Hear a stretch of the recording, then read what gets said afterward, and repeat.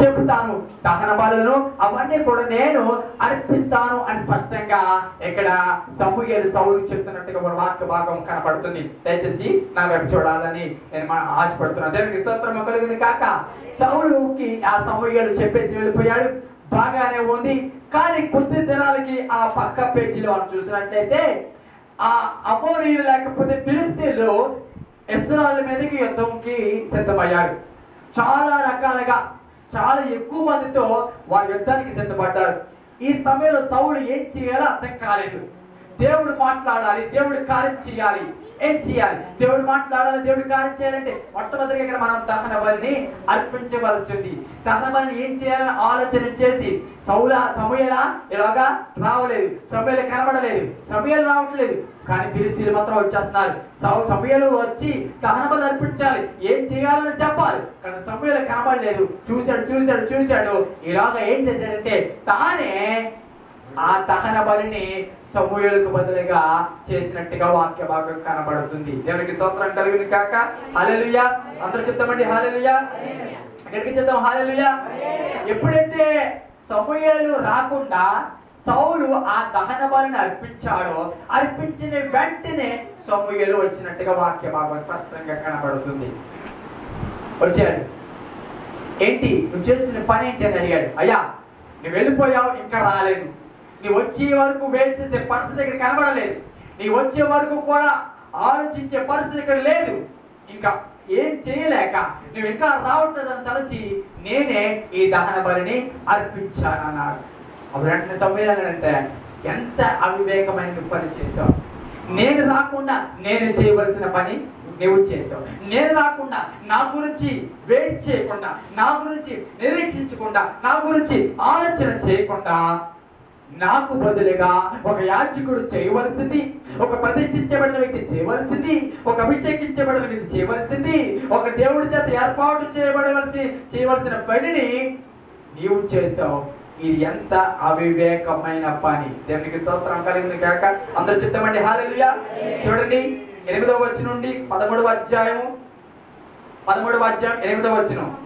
సమూయేలు చెప్పినట్టు అతడు 7 దినములాగి సమూయేలు గిల్గాలుకు రాకపోవటి, జనుడు తన యొద్ద నుండి చెదిరిపోవటి చూచి దహన బలులను సమాధాన బలులను నా యొద్దకు తీసుకుని రమ్మని చెప్పి దహన బలి అర్పించును. అతడు దహన బలి అర్పించి చాలించిన వెంటనే సమూయేలు వచ్చును. సౌలు అతన్ని కలుసుకొని అతనికి వందనము చేయుటకే బలిదరగా సమూయేలు అతనితో నీవు చేసిన పని ఏమని అడిగాను. అందుకు సౌలు జనులు నా యొద్ద నుండి చెదిరిపోవటియు, నిర్ణయ కాలమును రాకపోవటియు, ఫిలిష్తీయులు మికమషులో కూడెడు నేను చూచి ఇంకా యెహోవాని శాంతిపరచక మునిపే ఫిలిష్తీయులు గిల్గాలునకు వచ్చి నా మీద పడుదురు అనుకుని నా అంతటి నేనే సాహసించి దహన బలిని అర్పించదును. అందుకు సమూయేలు నీ దేవుడు యెహోవా నీకు ఇచ్చిన ఆజ్ఞలను కైకొనక నీవు అవివేకపు పని చేసేదివి. నీ రాజ్యమును ఇశ్రాయేలు మీద సదాకాలము స్థిరపరచుటకు యెహోవా తలచియును, అయితే నీ రాజ్యము నీలవదు. దానికి స్తోత్రము కలుగును కాక. అందరూ చూడాలి నా వైపు. ఇక్కడ సౌలు చేసిన పని ఏంటంటే సమూయేలు చేయవలసిన పని సౌలు చేయడమే తప్పు. దేవునికి స్తోత్రం కలుగును కాక. ఏం తప్పు అనుకుంటున్నారు? సమూయేలు దహన బలిని సమాధానం అర్పించవలసిన బాధ్యత సమూయేలు. కానీ సమూయేలు రాకపోవడం చూసి సమూయేలు కొరకు నిరీక్షించలేక సమూయేలు చేయవలసిన పని ఏం చేశాడంటే సౌలు చేశాడు. దానికి స్తోత్రం కలుగును కాక. అందరూ చెప్తామండి హల్లెలూయా. హల్లెలూయా. బాగా గమనించండి ప్రియ సహోదర, మన దృష్టికి ఇది చాలా చిన్న పొరపాటుగానే ఉండవచ్చు. మన దృష్టికి అందులో తప్పే ఉంది అన్నట్టుగా మనకు అనుకోవచ్చు. మన దృష్టికి చాలా సార్లు ఇది అల్పమైనదే కాదండి, ఎంతలోనే అతను డిస్మిస్ చేసేలా, ఎంతలోనే అతను రాజ్యాధికారం నుండి అతను తొలగించాలా అనుకోవచ్చు. బాగా గమనించండి ప్రియ సహోదర, అది చిన్న పొరపాటే. కానీ దేవుడు సౌలును అందుకొరకు అభిషేకించలేదు. దేవునికి స్తోత్రము కలుగును కాక.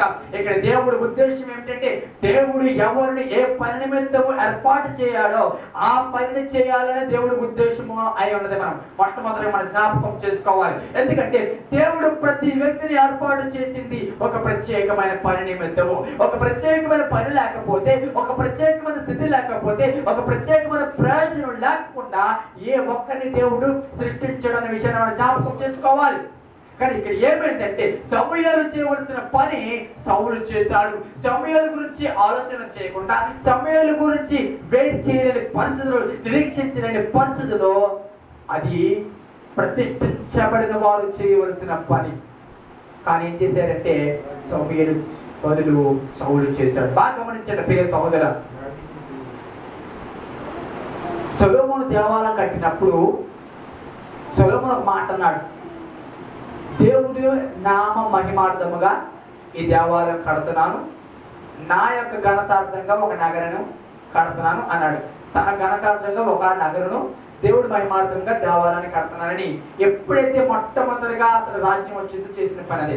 ఎప్పుడైతే సొలొమోను దేవాలయాన్ని కడుతున్నాడని అనౌన్స్ చేశాడో చాలా మంది వచ్చి అతనికి సహకరించినట్టుగా వాక్య భాగం కనబడుతుంది. బాగా గమనించండి, సహకరించిన వారిలో అందరూ ఒకే గ్రూపు కాదు.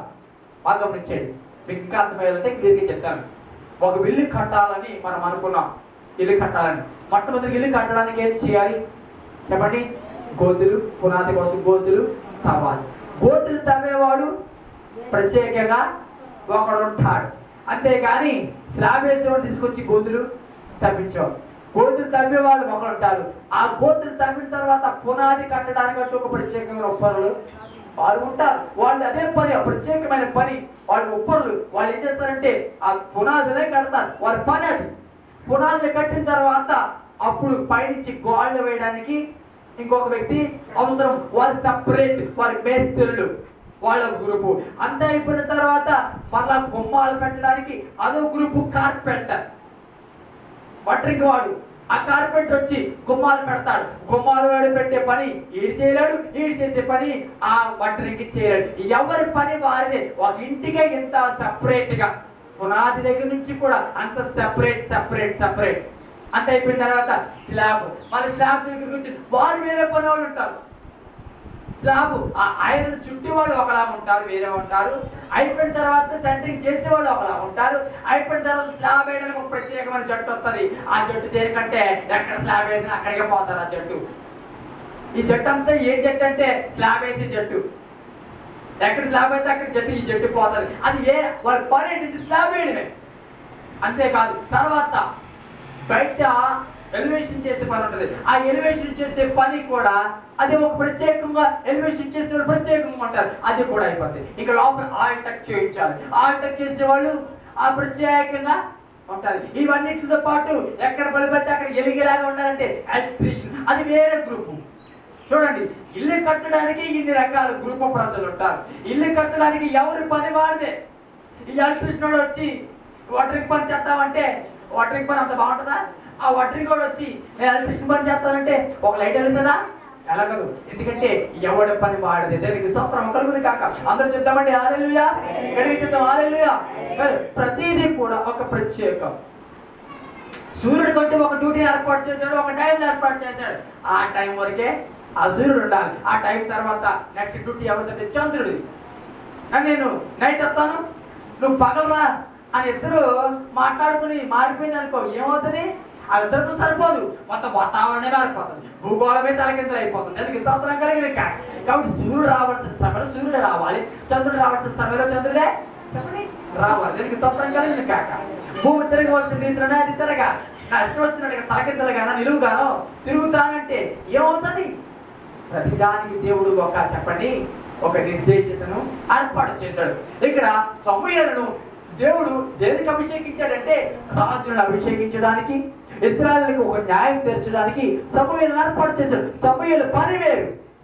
ఇక్కడ సౌలు పని ఏంటంటే రాజుగా ఉండడం, నడిపించడమే.